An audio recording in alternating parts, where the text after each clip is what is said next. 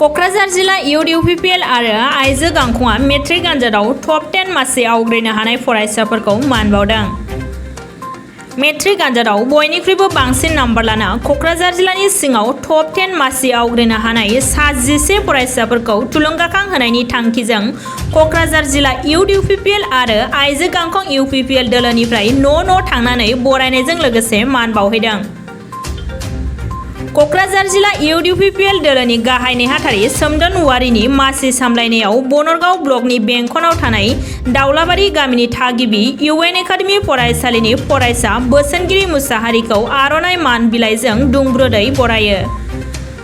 बे हाबाफारियावनो क'क्राझार जिल्ला इउपिपिएलनि आफादगिरि जनिल कुमार ब्रह्म, आइजो गांखंनि आफादगिरि दीपारानी ब्रह्म आरो इउपिपिएल दोलोनि गुबुन गुबुन बिबाननि बिबानगिरिफोरा बाहागो लायो।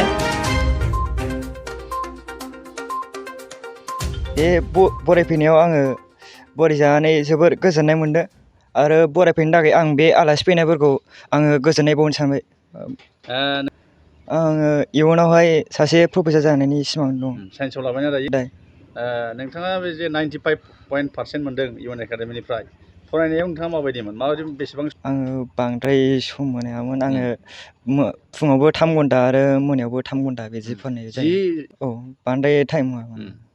आं गिबियावनो आंनि गथ'नि बे टप 10आव रिजाल्ट लानो हानायखौ आङो जोबोद गोजोननाय मोनदों। दा आरो आं बेखौनो आंनि गोसो गोरबोनिफ्राय आङो हामलायनाय जासिनो सानदों जे जोंनि क'क्राझार जिल्ला इउपिपिएलनिफ्राय नुजाथि फैनानै मानाव गेदेर आफादगिरि नेहाथारि साफ्रोमनिसिमबो आं आंनि गोसो गोरबोनिफ्राय हामलायनाय बावग्रोबाय।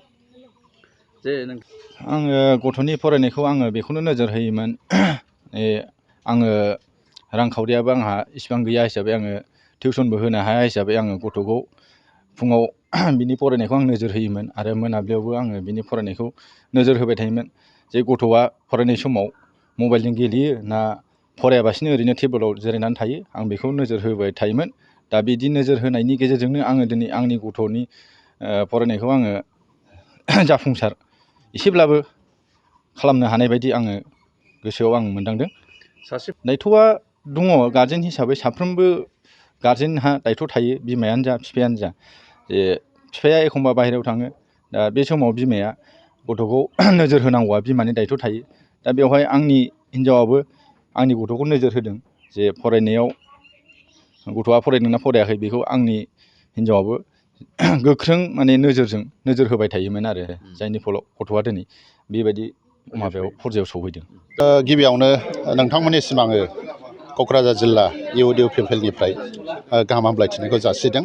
नोंथांमोना जोंनि बे हाबाफारियाव बेबायदि फैनानै रिपर्ट लांफैनायनि थाखाय जोङो बेखौनो बुंनो लुगैयो क'क्राझार जिल्ला इउपिपिएल हिसाबै जे जोंनि बिटिआरनि CM मानगोनां प्रमद बर' सारा जोंखौ बिथोन होदों आरो क'क्राझार जिल्लानिनो मानगोनां आफादगिरि सार लरनिस इस्लारिनि बिथोन बायदियै आरो क'क्राझार जिल्लानि गासैबो बिबानगिरि दैदेनगिरिफोरनि बिथोन बायदियै जोङो जुथायै इयुथ आरो वुमेन्सनि जुथाय लोगो नांनानै जोङो क'क्राझार जिल्लानि सिङाव हारि जाथि बोरोन बासियालासै फरायसाफोरखौ बरायनो जों लादों आरो बे हिसाबैनो दिनै दाउलाबारि गामियाव सासे 95.83% लानानै पास जानाय बोसोनगिरि मोसाहारि सासे आंगोनि फरायसानिसिम जों फैदों बिनि न'आव।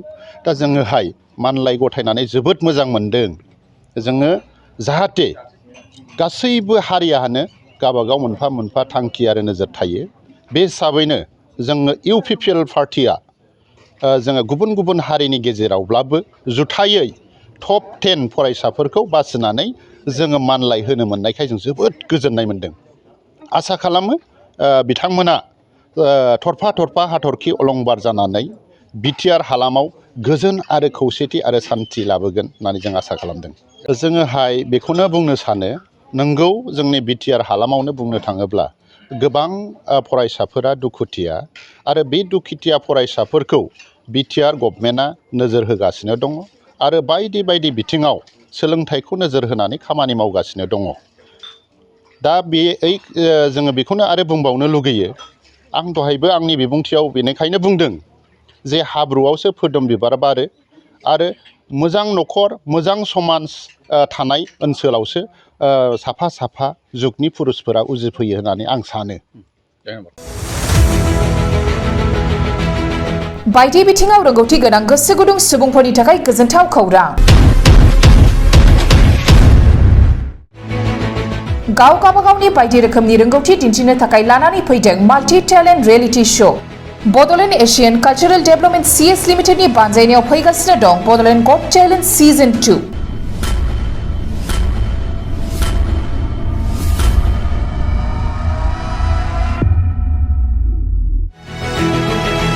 फैगौ 25 जुलाइनिफ्राय जागायनानै 26 आगस्तसिम रायजोनि दाब दाब जायगाफोराव खुंजागोन बड'लेण्ड गट टेलेन्ट सिजन 2 नि अडिशन। 25 जुलाइआव धेमाजि आरो बिश्वनाथ, 27 जुलाइआव गलाघाट आरो कार्बि आंलं, 4 आगस्टआव तामुलपुर, 6 आगस्टआव सनितपुर आरो उदालगुरि, 12 आगस्टआव बाक्सा, 19 आगस्टआव चिरां आरो 21 आगस्टआव क'क्राझाराव बड'लेण्ड गट टेलेन्ट सिजन 2 नि अडिशना खुंजागोन। जायफोर बड'लेण्ड गट टेलेन्ट सिजन 2 आव बाहागो लानानै गाव गावनि बायदि रोखोमनि रोंगौथिखौ दिन्थिनो थाखाय बाहागो लानो गोसो बिथांमोनहा नैबे मबाइल नाम्बाराव फोनांजाब खालामनो हागोन। मबाइल नाम्बार 8399890945, 9101102339 आरो 9577573499। बादायनो थाखाय रेजिस्ट्रेशन खालामनाया सोलिगासिनो दं।